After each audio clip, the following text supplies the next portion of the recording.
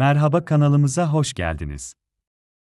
Daha önce birçok farklı deneyim sahibi olmuş, bu süreçte yaşadıklarımı sizlerle paylaştığım videolarımda tüm bilgileri açık ve net vermeye özen gösteriyorum.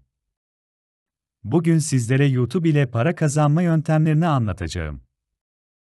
Ayrıca sıfırdan bu işe nasıl başlanmalı, nelere dikkat edilmeli tek tek anlatacağım.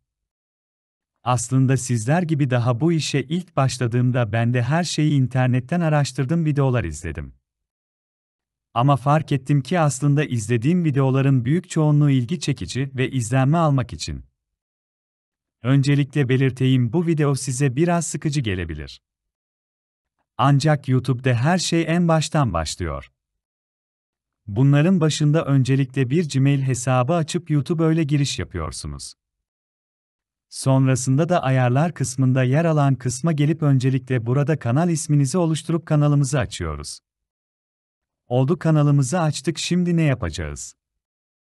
Bize kanal markası için bir adet logo, bir adet kanal resmi ve bir adet abone ol bağlantı fotoğrafına ihtiyacımız olacak.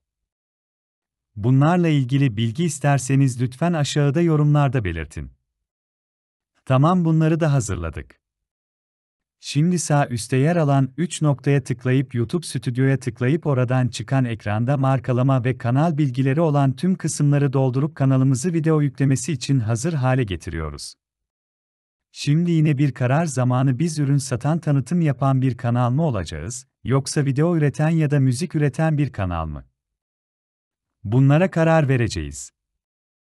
Bunlara karar vermemizdeki amaç, SEO yani Google ve YouTube tarafından fark edilmek için kanal dizaynı yapmak.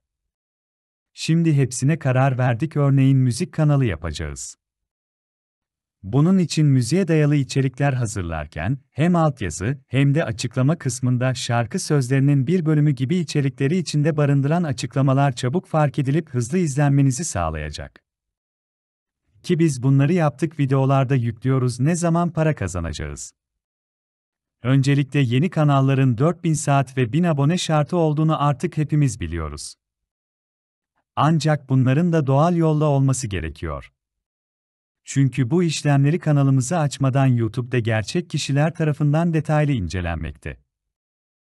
Ki biz hadi bunları zaten biliyoruz diyorsanız. Küçük, yani 1 dakikadan az, haftada bir video mutlaka size abone kazandıracaktır. Shorts videoları abone kazanmak için ücretsiz, hızlı bir yol. Bir farklı yolu da Google Ads üzerinden video reklamları, bu reklamlar ile de abone kazanmanız çok hızlı olabiliyor. Ancak yeni düzenleme ile reklam izlemeleri 4000 saat izlemeye dahil edilmiyor. Bu yüzden bu konuyu iyi düşünmek gerekiyor. Ki YouTube'dan ne kadar para kazanacağız biz dediğinizi duyar gibiyim, sözü çok uzatmadan rakamlara geçelim. YouTube verilerine göre 1000 izlenme başı 0,50 ile 4 dolar arasında bir fiyat çıksa da ortaya gerçekte bu gelir çok daha artabiliyor. Şöyle ki bir videoda çıkan reklam sayısı ve reklam verenin kalitesi bu rakamı 4 katına çıkarması mümkün oluyor. Peki biz sadece video yapıp YouTube reklamları ile mi para kazanacağız? Hayır, abone sayımız 30.000 ve üstüne çıkmaya başladığında sponsor reklamları da bu izlenmelere ek kazanç haline geliyor. Burada fiyatlandırma ve anlaştığınız rakamı almak size kalıyor. Umarım verdiğim bilgiler işinize yarar ve kullanırsınız. Videomu beğenmişseniz beğeni ve yorum yapmayı unutmayın. Kanalımıza abone olmayı ve istediğiniz konularda yorum yapmayı unutmayın. Sizlerle varız, sizlerin yorum ve düşünceleri başımızın tacı. Sağlıklı yaşam, mutlu günler sizlerle olsun, hoşça kalın.